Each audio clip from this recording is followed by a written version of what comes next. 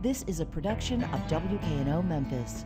Production funding for Sports Files is made possible in part by the WKNO Production Fund, the WKNO Endowment Fund, and by viewers like you. Thank you.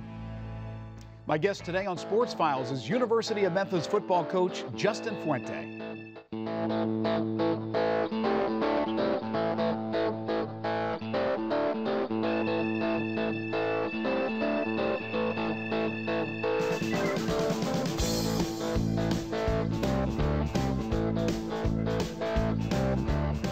Hi, everybody. Later in the show, we'll hear from one of the top prep basketball players in the country, Austin Nichols, and his coach at Briarcrest Christian, John Harrington, on Austin's recent decision to sign with the University of Memphis.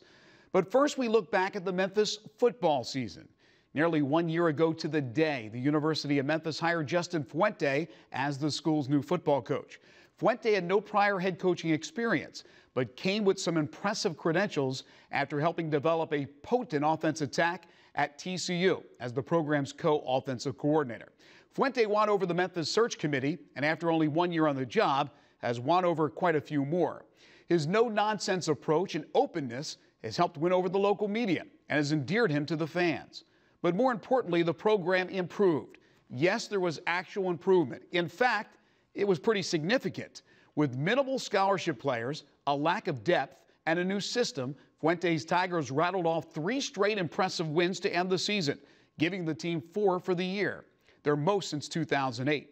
Their 4-4 record in conference play was a far cry from their 2-22 mark over the past 3 years, and their back-to-back 40-point games was a first in 8 years. In fact, the Tigers outscored their last 3 opponents by a combined 125-56 score. Today, Justin Fuente on his first season as head coach of the Tigers, the recruiting wars, and the move to the Big East. Next on Sports Files.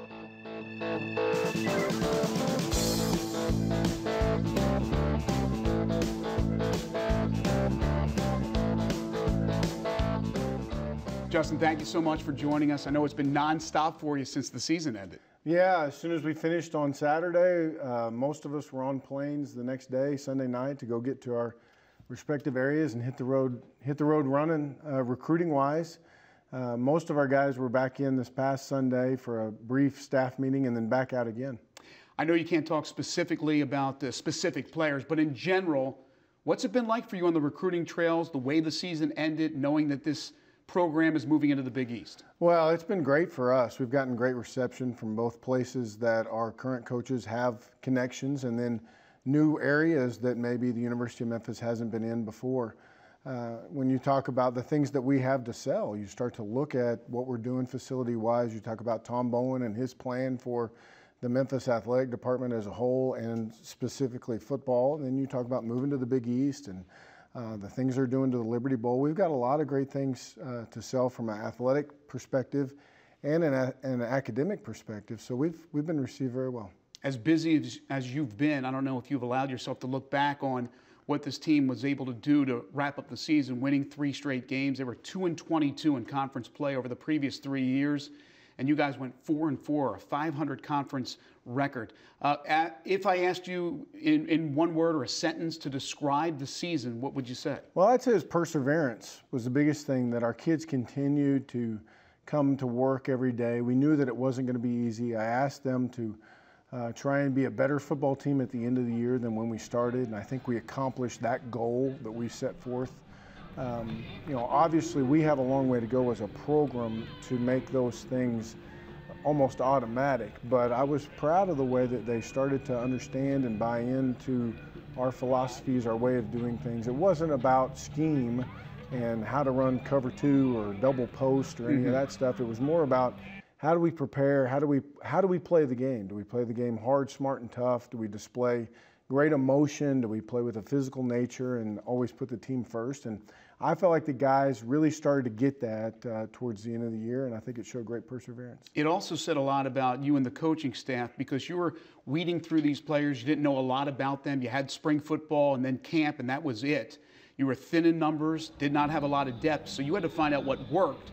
And again, it seemed at the end you found the right guys, the right fit, and they all played their hearts out. Well, it sort of gelled together there towards the end. We got better play from almost every position. You start to look at the running back position with Brandon Hayes. You look at what Jacob did the last couple weeks playing quarterback, and then defensively, we really found our own. We really found our niche and what we were going to do, and really held up against the run game, and were able to defeat the perimeter screens that teams were doing to us early in the year. And the guys just kept working at it, and it was great for us as coaches to see it pay off for the kids, to see the look on their faces, to see them get to celebrate, get to feel good about themselves, and have a little bit of fulfillment for some of the hard work that they put in. Top 50 defensive unit in the country. Top 50. This is a defense that had been at the bottom for a number of years. That says an awful lot what Coach Odom and the rest of the coaches did and these players did defensively. As you said, the last few games really coming into their own. Yeah, I was really proud of the way they continued to get better. You know, we had some things early in the year that we really made an emphasis on that we were not handling, and the kids embraced it and did a really good job. And you know, there's a million different ways to look at improvement, but there are some stats out there, and I'm not a big stat guy, but we're one of the 4 or 5 most improved defenses in the entire country. We ended up in conference games being the #1 defense in the country in Conference USA. #1 defense in the league in Conference USA games, which I think speaks to the staff and the kids. You know, they kept just pressing and kept working on playing the next play and getting better and playing physical football, and it paid off for them. Offensively, just mentioned moments ago, Brandon Hayes, he came from 5th string on the depth chart, walk on. Jacob Karam got a lot better, the Texas Tech transfer. Now you go into the offseason where you will have Paxton Lynch 1 year under his belt as a redshirt. You will be getting Braden Scott will be coming here.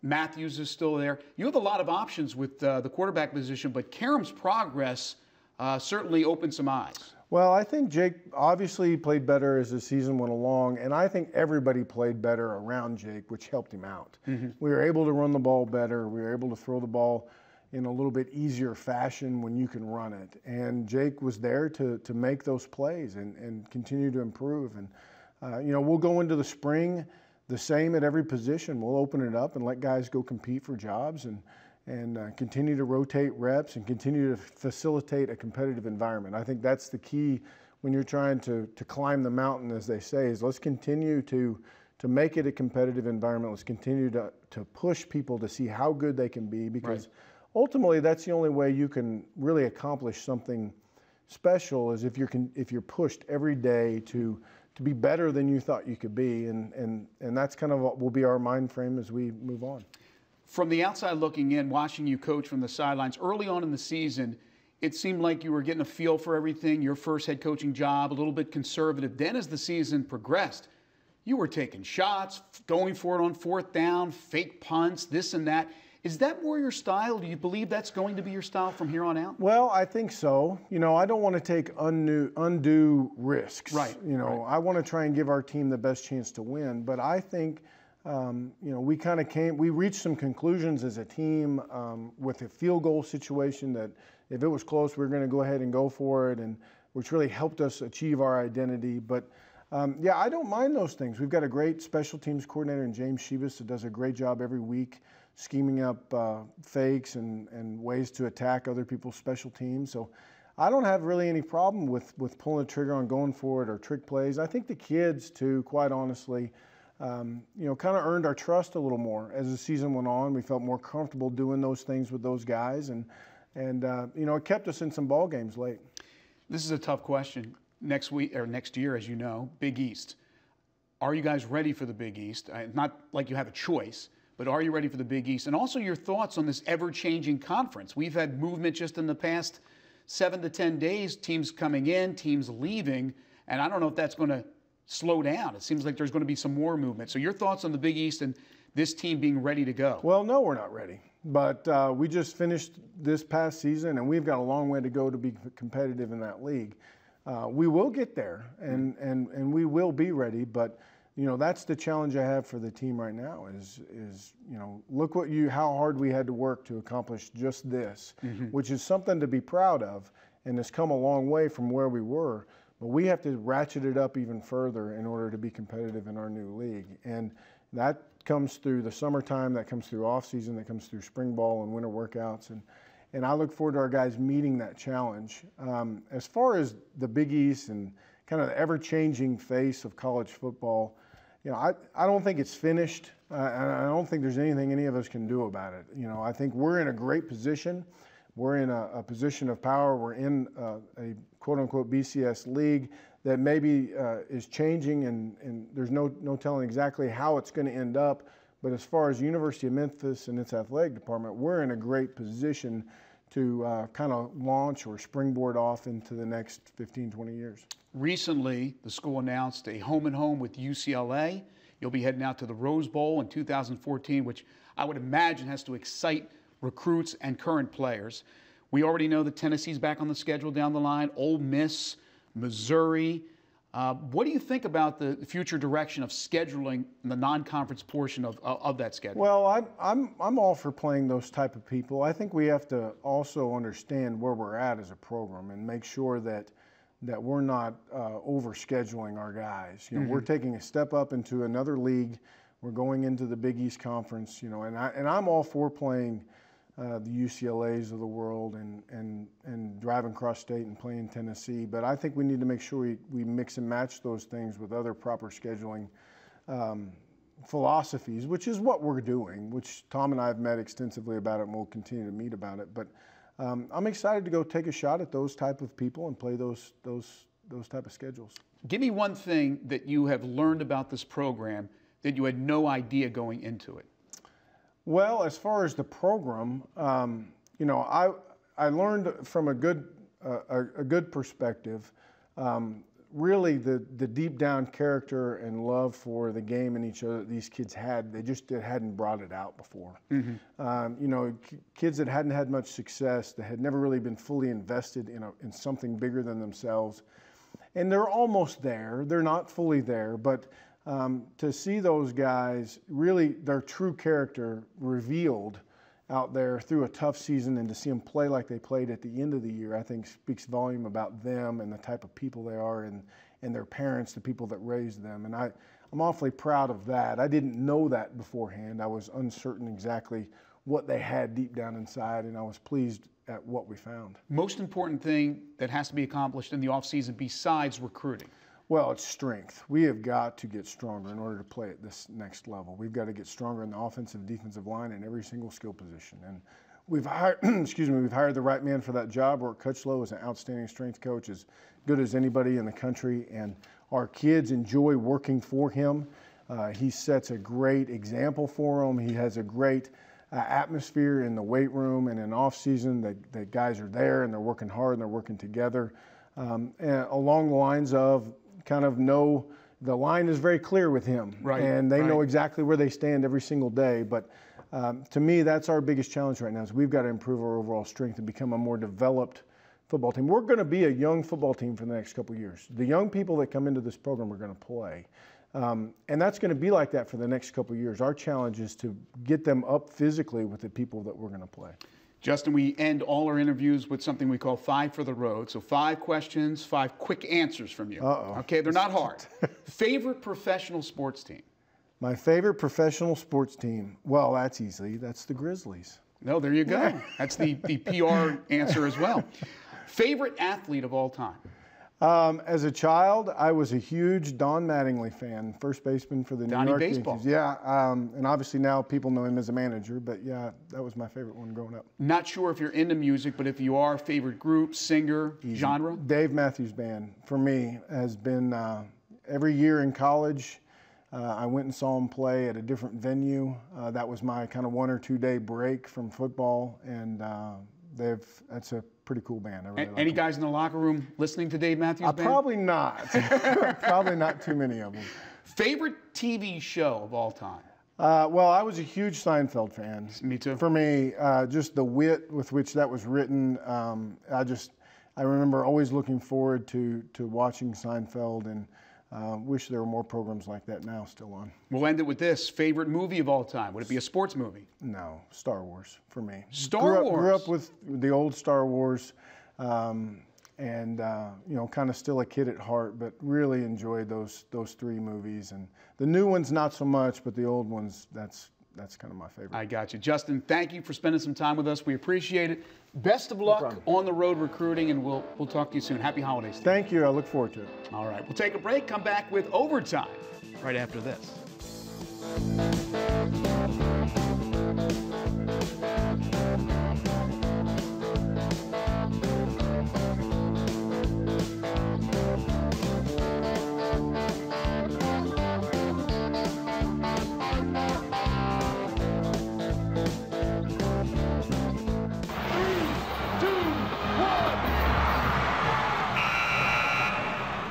Depending on the service you look at, the 2013 recruiting class put together by Josh Pastner and his staff at the University of Memphis is ranked 2nd or 3rd in the entire nation.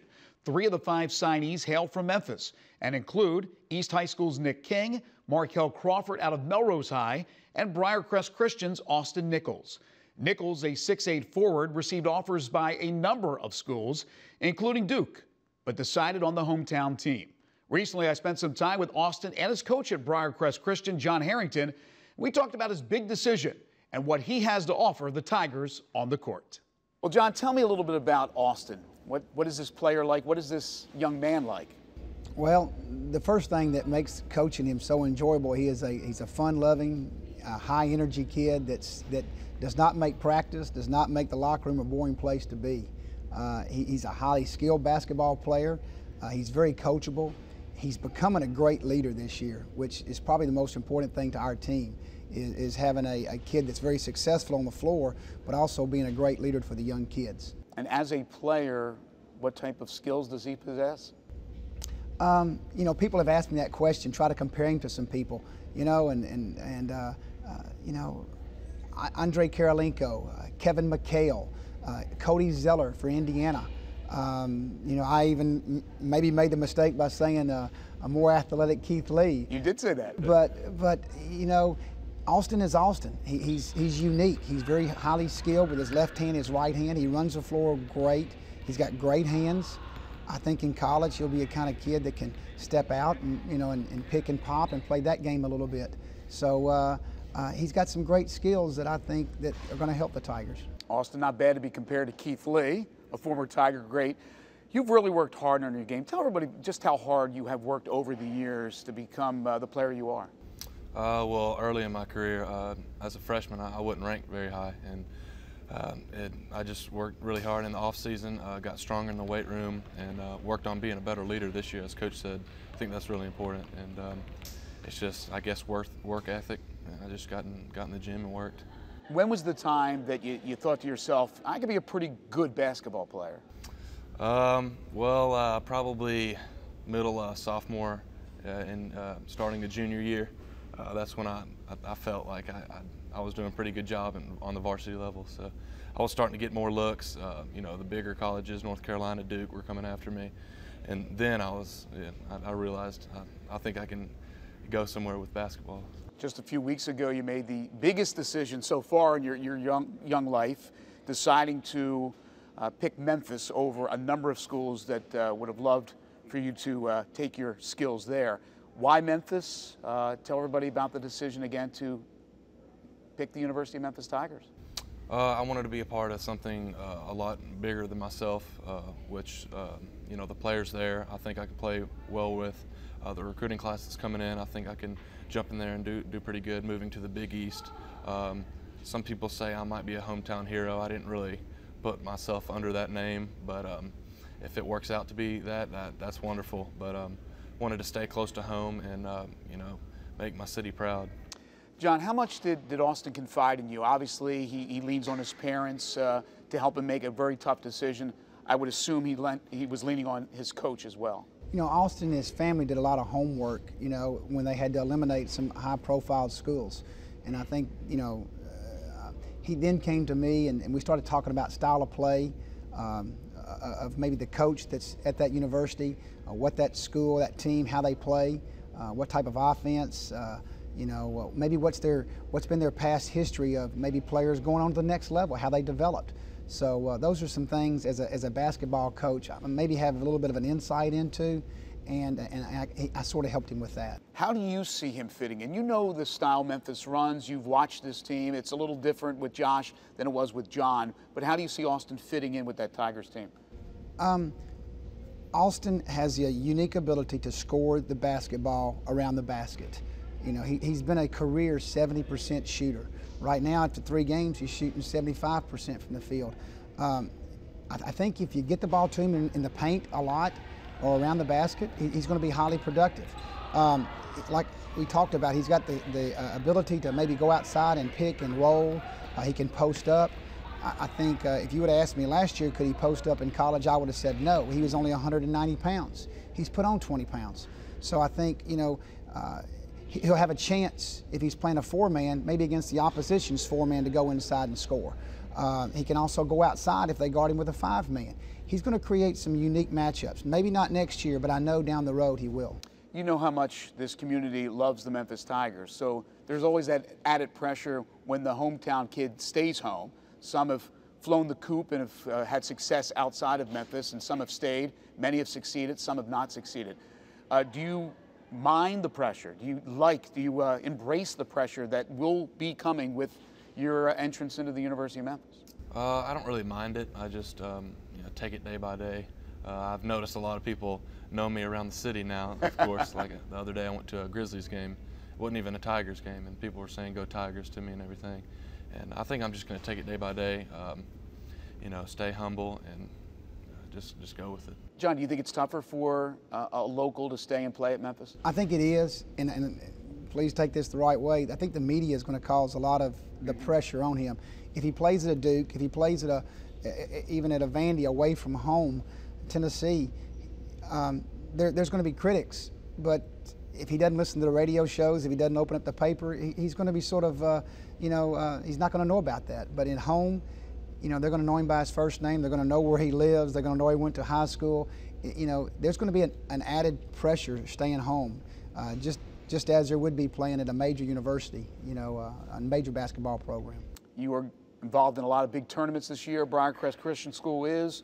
Expectations certainly are to win a state championship. But other than that, individually, Austin, what are your goals for your senior year? I mean, as you mentioned, state championship. I wanted to, you know, be a better leader this year since I'm a senior. I got to look at many players coming through here being leaders, and I've definitely picked up on that and learned from that. I'd love to have the opportunity to be a nominee for Mr. Basketball. That'd be great, and help the younger kids out, because I was once a younger kid. I didn't know what I was doing out there, and if they have somebody to guide them to, you know, have them know what to do and everything, I think it's better for them, and ultimately a state championship. John, it would be great to have an Austin Nichols every year on your team. Unfortunately, you got one more year with this young man. Your expectations? Of course, every coach is going to say you want to try to, you know, achieve a state championship. I think Austin said it right.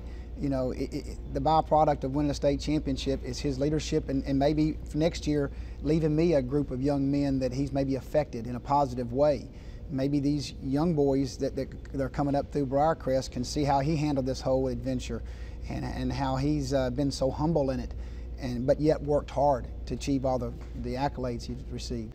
I'll leave you with this question for both of you.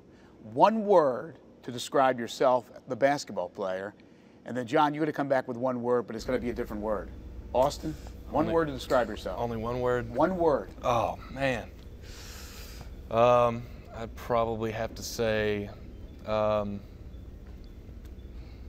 probably goofy. Goofy? Yeah. I mean, if we could use one word on the court and one word off. Sure. Well, goofy's off the court. It better Goofy's not be goofy on the court. court. You get your coach sitting next to you here. What's on the court? On the court, I mean, some would say relentless, or warrior, or winner, or champion, or probably focused or a winner. Yeah, focus is an excellent word. John? Describing him on the basketball court? One word. Skilled. Hey, that's a pretty good word to be described, right? Skilled. Austin, thank you so much. Appreciate it. Congratulations on your decision, and best of luck the rest of the season. John, is always a pleasure. Thank you so much. Best of luck to Briarcrest. Thanks, guys. Thank you. I appreciate it. Before we put a wrap on this week's show, we want to send out our congratulations to the Whitehaven High School football team.